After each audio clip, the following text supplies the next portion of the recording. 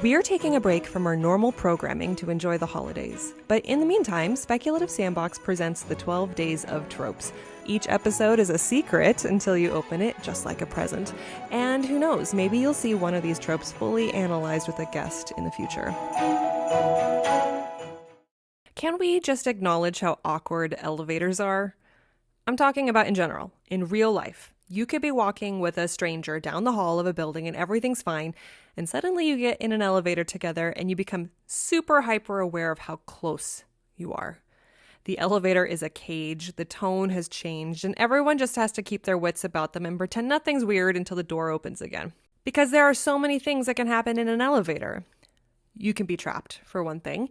And you better hope you're in a romance instead of a thriller, because one genre promises a good time and the other one guarantees certain death depending on how important you are to the story. You could be having an awkward moment in a comedy. Someone farts maybe right before a crowd gets in. Or we're going to have a fight. One guy against many in an enclosed space like Captain America Winter Soldier. Or maybe the elevator is taking us to an important destination. Hell, anyone? Or maybe even Mount Olympus like in the Percy Jackson books.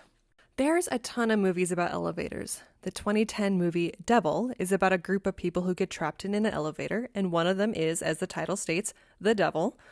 Then there's the 2014 movie Freefall, the 2008 movie Blackout, the 2004 movie Elevator. The list goes on and on. So clearly, we're a little worried about elevators. So let's talk about real events.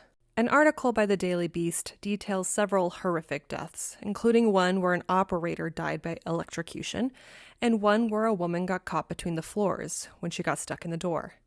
Then there was the case of a doctor who got his head trapped in the door, and, well, you could probably guess what happened to him. Some less horrific stories involve people getting trapped, such as the case in Texas when 26 cheerleaders got stuck in an elevator back in 2008. But that was their fault, because they exceeded the weight capacity of the elevator. And then there was the Chinese delivery man who survived without food and water for 3 days in a Houston elevator.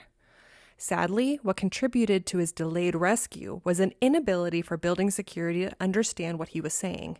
Although, I have to question why no one wondered why an elevator didn't move for 3 days. So, the moral of this story, buildings need to be up to code. However, elevators can have a more symbolic purpose. In the 2015 movie High Rise, starring Tom Hiddleston, each floor of a high-rise building represents the socioeconomic divisions present in society. To take the elevator is to ascend or descend in financial and social status. Elevators can also represent the feeling of being trapped, as explored in Long Way Down by Jason Reynolds, or it can represent life's potential, particularly the ascent in the elevator from Charlie and the Great Glass Elevator by Roald Dahl. Do you use elevators in any of your stories? Share with us on our Instagram and Twitter.